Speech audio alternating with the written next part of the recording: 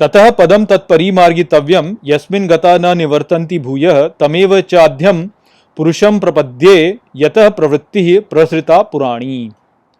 नमस्कार मित्रों, ये जो श्लोक है भगवत गीता के 15वें अध्याय का चौथा श्लोक है, जिसे हम आज अच्छे से समझेंगे। तो आइए सबसे पहले इसके अर्थ को समझते हैं। तो जो श्लोक है वो कहता है, ततः पदम तत्परिमार्गितव्यम, अर्थात फिर उस स्थान का निरीक्षण करना चाहिए।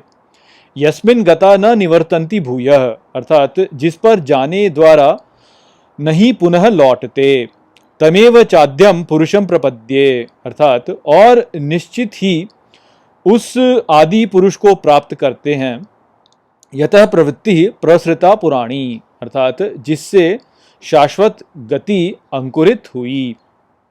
तो पिछले श्लोक में हम समझे थे कि इस संसार से मुक्त होने के लिए हमें शाश्वत पीपल के वृक्ष की जड़ों को वैराग्य के शस्त्र से छिन्न करना है।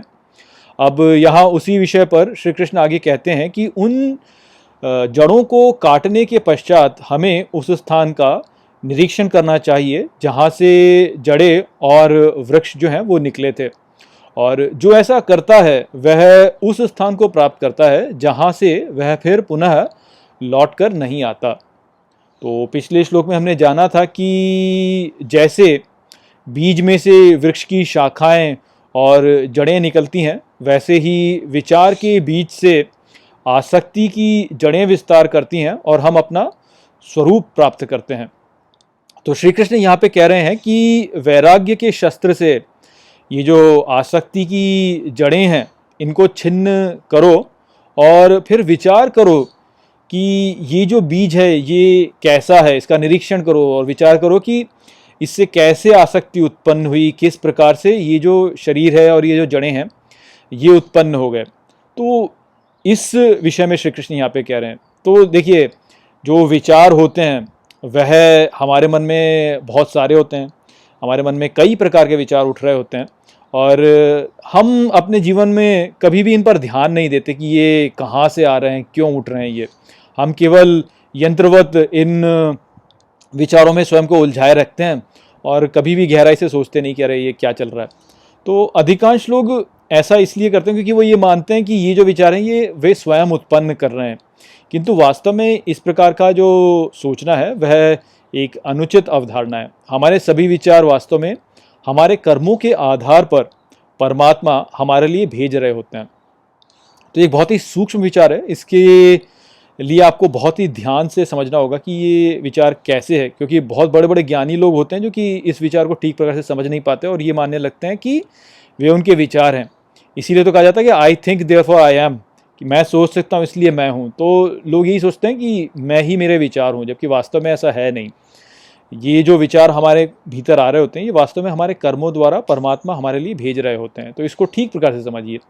तो देखिए, हम पहले से ये तो जानते ही हैं कि हम जो कर्म करते हैं वो नहीं है जो कि हम बाहरी संसार में बाहरी रूप से कर रहे होते हैं। कर्म वास्तव में हमारे मन में पाली जाने वाली जो भावना है उसके द्वारा निर्धारित होते हैं। हम किस भावना से अपने कर्म को करते हैं, हम बाहरी संसार में जो कर रहे हैं उसको किस भावना से कर रहे हैं, वो भावना जो होती है वह हमारे कर्म को निर्धारित करती है। अब हम अपने मन में जिस भी प्रकार की भावना रखते हैं उस भावना द्वारा ही हम वास्तव में परमात्मा की पूजा कर रहे होते हैं। तो इसीलिए तो कहा जाता है कि कर्म ही पूजा है। तो ये जो पूरी श्रृंखला है इसको समझिए ठीक प्रकार से। हम अपने मन में भावना रखते हैं, उस भावना के साथ में हम कर्म करते हैं बाहर, और वो जो कर्म है वह ही पूजा है। तो वास्तव में हमारी भावना से ही हम परमात्मा की पूजा कर रहे होते हैं। सभी कर्म वास्तव में इस संसार में पूजा ही है। आप भले इस बात को माने चाहे ना माने, कोई नास्तिक भी है वो ईश्वर के अस्तित्व को नहीं मानता, किंतु वो जो भी कर्म कर रहा होता है वो उस कर्म के द्वारा ही वास्तव में इस यज्ञ में अपना अनुदान दे रहा होता है। और ये जो यज्ञ है इसमें अनुदान दे करके ही हम पूजा कर रहे होते हैं। तो कर्म ही पूजा है और कर्म होता है भावना से। तो भावना जो हम अपने भीतर रखते हैं उसी के द्वारा हम वास्तव में ईश्वर को पूज रहे होते हैं। तो श्री कृष्ण ये तो कह ही चुके हैं कि तुम जो भी पत्ते, फल या फूल या जल आदि मुझको अर्पित करते हो मैं उसे स्वीकार करता हूँ। तो वहाँ पे भी श्री कृष्ण वास्तव में क्या कह रहे हैं कि तुम बाहरी रूप से मुझे क्या देते हो उसका उतना प्रभाव नहीं है, वो उतना मायने नहीं रखता। तुम किस भावना से मुझे वह अर्पित कर रहे हो वह अधिक मायने रखता है। तो आप मुझे पत्ते भी चढ़ा दो भले, लेकिन पत्ते का वैसे तो कोई मूल्य नहीं है, किंतु जो भावना है उसके पीछे, उस पत्ते को देने के पीछे, वह मायने रखती है। और श्री कृष्ण ने ये भी कहा है कि जिस प्रकार से तुम मेरी पूजा करोगे मैं उसी प्रकार से तुम्हारी पूजा करूंगा। तो अब इन सबको आप एक साथ मिला के देखें तो आप समझेंगे कि यदि आप अपने जीवन में लोभ की भावना रखते हैं और अपने कर्मों को लोभ की भावना से कर रहे होते हैं, तो आप वास्तव में श्री कृष्ण को लोभ अर्पित कर रहे होते हैं। वहीं पर यदि आप प्रेम की भावना से किसी भी कार्य को कर रहे होते हैं, किसी भी कार्य को आप प्रेम की भावना से कर रहे होते हैं, तो आप ईश्वर को प्रेम अर्पित कर रहे होते हैं। तो आप भले ही कोई अच्छा कार्य कीजिए, दान पुण्य कर रहा है कोई व्यक्ति, लेकिन लोभ की भावना से कर रहा है तो लोभ ही अर्पित कर रहा है, दान पुण्य नहीं अर्पित कर रहा।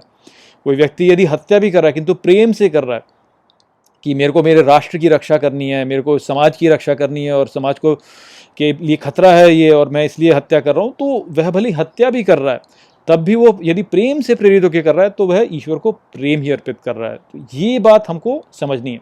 अब आप सोचिए कि ईश्वर ने बोला कि जैसे तुम मेरी पूजा करोगे वैसे ही मैं तुम्हें पूजा करूंगा। तो यदि आप लोभ की भावना अपने भीतर रखेंगे तो ईश्वर आपके मन में लोभ के विचार ही भेज देंगे और आप लोभी ही होते चले जाएंगे। यदि आप प्रेम की भावना से कार्य करेंगे तो ईश्वर आपके मन में प्रेम के विचार ही भेज देंगे। आप प्रेम की भावना रखेंगे तो प्रेम के विचार ही आ जाएंगे आपके भीतर। आप लोभ की भावना रखेंगे तो लोभ के विचार आपके भीतर आ जाएंगे। तो ये जो विचार हैं ये वास्तव में ईश्वर से आपके लिए आ रहे हैं। ये आप मूर्खता में ये सोचने लगते हैं कि ये विचार मैं उत्पन्न कर रहा हूँ, किंतु वास्तव में हम क्या कर रहे हैं, हम केवल अपने मन में भावनाओं को रखते हैं। उन भावनाओं को रख करके जो है विचार हमारे मन में स्वतः उत्पन्न हो जाते हैं, और ये जो विचार होते हैं इनके द्वारा ही फिर हम बंध जाते हैं। तो श्री कृष्ण ने बोला ना कि जो व्यक्ति मेरे में आस्था रखता है तो उस आस्था को मैं दृढ़ करता चला जाता हूँ। तो वही वाली बात है कि ईश्वर को आस्था यदि आप अर्पित करेंगे तो आस्था दृढ़ होती चलेगी। ईश्वर को लोभ आप अर्पित करेंगे तो लोभ ही दृढ़ होता चला जाएगा। ईश्वर को आप घृणा अर्पित करेंगे तो घृणा ही आपकी दृढ़ होती चली जाएगी। तो जो मन में हम अपनी भावना रखते हैं वह भावना ही जो है वह ही हमारे विचारों को निर्धारित करती है। तो बंधन से यदि हमें बाहर निकलना है तो हमें स्वयं की जो भावनाएं हैं उनको संभालना होगा, उनसे वास्तव में अपने आप को पृथक करना होगा, और इस प्रकार से ही हम वास्तव में इस विचार के प्रवाह को रोक पाएंगे। हमारी भावनाएं ही हैं जो कि हमारे व्यक्तित्व का निर्माण करती हैं, या आप कह सकते हैं हमारे व्यक्तित्व से ही हमारी भावनाएं उत्पन्न होती हैं। बोला ना कि जो भावना रखेंगे वह ही दृढ़ होती चलेगी। तो आपकी भावनाओं द्वारा ही आपका व्यक्तित्व बनता है, और फिर उस व्यक्तित्व के द्वारा ही जो है आप अपना कार्य करते हैं। तो श्री कृष्ण को अर्पण करने वाला जो सबसे बड़ा त्याग है वह वास्तव में ये जो व्यक्तित्व का त्याग है यह ही है। ये एक मानसिक त्याग है। लोग जो होते हैं वो सोचते हैं कि अच्छा मैंने बाहरी रूप से कुछ त्याग दिया, मैंने कुछ धन दे दिया, दान कर दिया, या कुछ वस्त्र दान कर दिए, भोजन दान कर दिया, तो यह मैंने बहुत बड़ा त्याग कर दिया। कि वो वास्तव में कोई बहुत बड़ा त्याग नहीं है।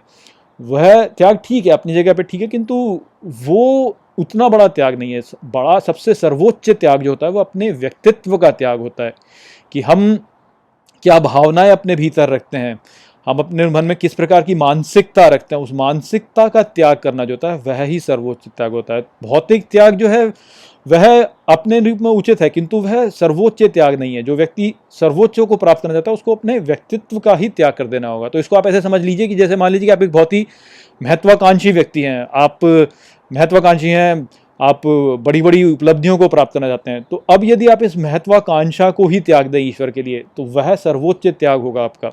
इसीलिए तो कहते हैं कि तेरे लिए तख्तो ताज सब त्याग दिए। जैसे बोलते हैं ना, कोई भी जो प्रेम के गीत होते हैं उसमें ये बोलते हैं ना, तेरे लिए सब त्याग दिया, तेरे लिए तख्तो ताज सब त्याग दिया। तो वो वास्तव में क्या, वो महत्वाकांक्षा को त्यागना है। ईश्वर के लिए महत्वाकांक्षा को त्यागना जो है वह सर्वोच्च त्याग होगा एक महत्वाकांक्षी व्यक्ति के लिए।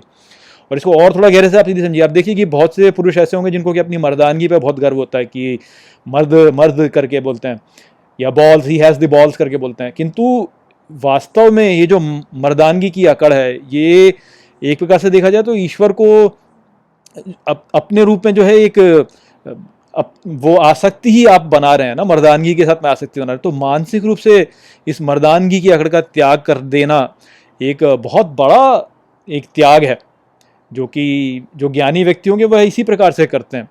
तो जो व्यक्ति जो है जो प्रभु को प्राप्त करना चाहता है, ईश्वर को प्राप्त करना चाहता है, वह व्यक्ति अपनी इस मर्दानगी की अकड़ को भी त्याग देगा।